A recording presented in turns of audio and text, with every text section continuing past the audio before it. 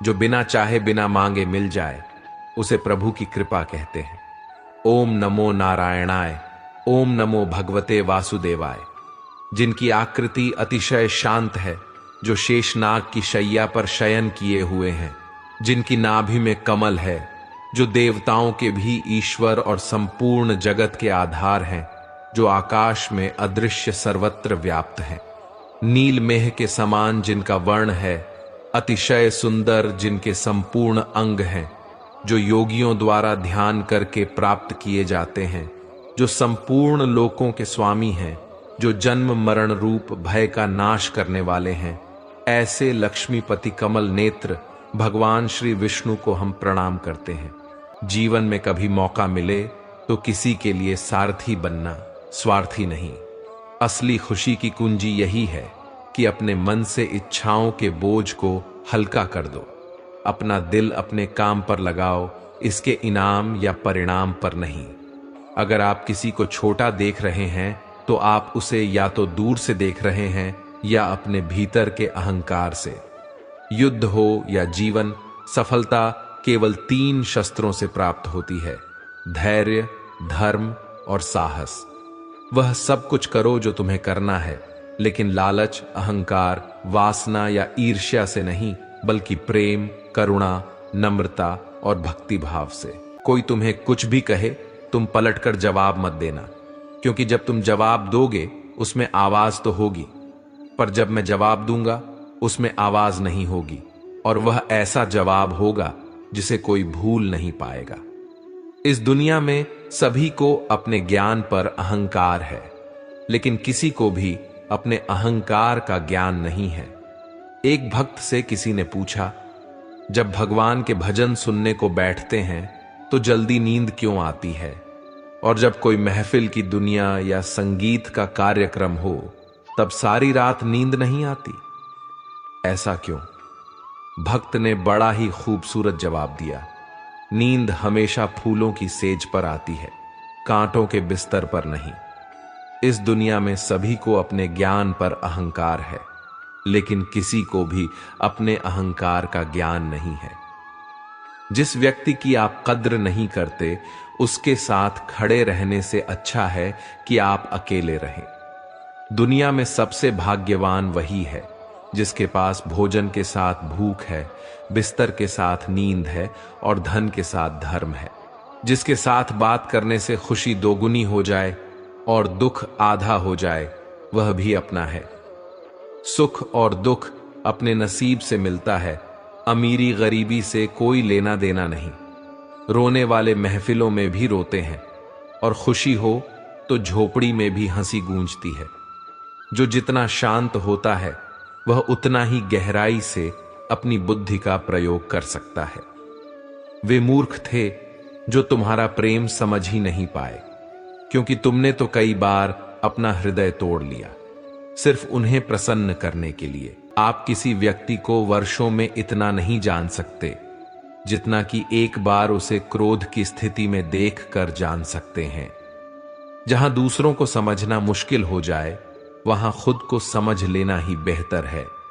जो आपके मानसिक स्वास्थ्य के लिए अच्छा हो, जो रिश्तों में हमें रुला दे, उससे गहरा कोई रिश्ता नहीं, और जो रिश्ता हमें रोते हुए छोड़ दे, उससे कमजोर कोई रिश्ता नहीं। बुरे समय को कभी भुलाया नहीं जा सकता, और अच्छे समय को परिश्रम करके प्राप्त करना पड़ता है। धैर्य कड़वा तो हो सकता है, लेकिन उसका फल सदैव मीठा ही होता है। जीवन में क्या करना है यह रामायण सिखाती है, जीवन में क्या नहीं करना है यह महाभारत सिखाती है, और जीवन को कैसे जीना है यह भगवत गीता सिखाती है।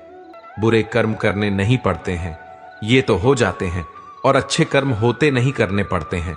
वह सब कुछ करो जो तुम्हें करना है, लेकिन लालच से नहीं, अहंकार से नहीं, वासना से नहीं, ईर्ष्या से नहीं, बल्कि प्रेम, करुणा, नम्रता और भक्ति के साथ। लोग बुराई करें तो आप दुखी हो जाएं, लोग तारीफ करें और आप सुखी हो जाएं, तो समझ लीजिए आपके सुख दुख के स्विच लोगों के हाथ में है।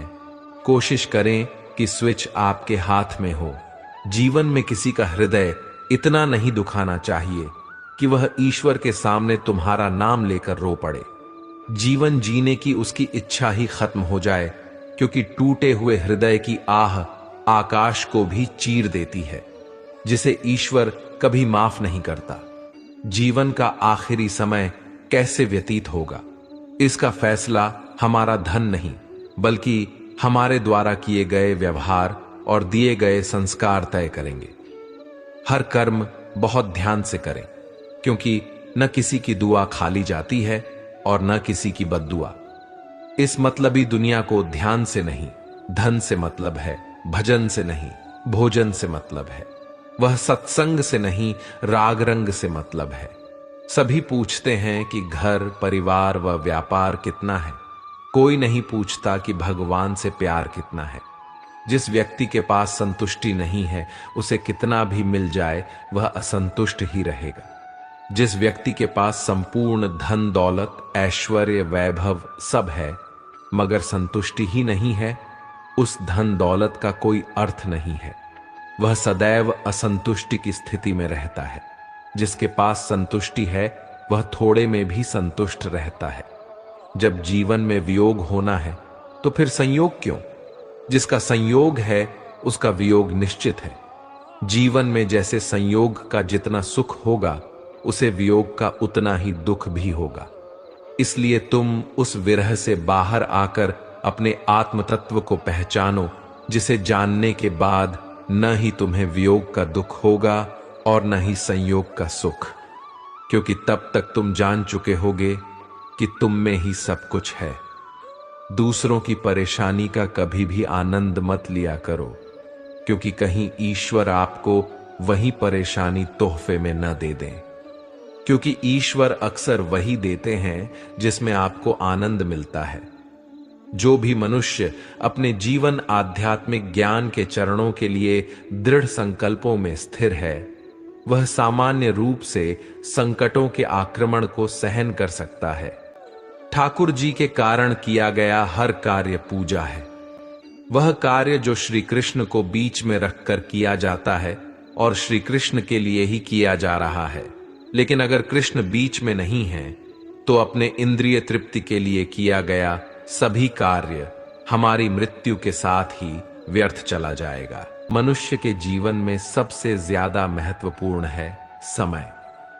जिस मनुष्य ने समय का मान रख लिया वह हमेशा सुख को भोगता है। जिस व्यक्ति ने अपना समय बर्बाद कर लिया वह भविष्य में पछताता है।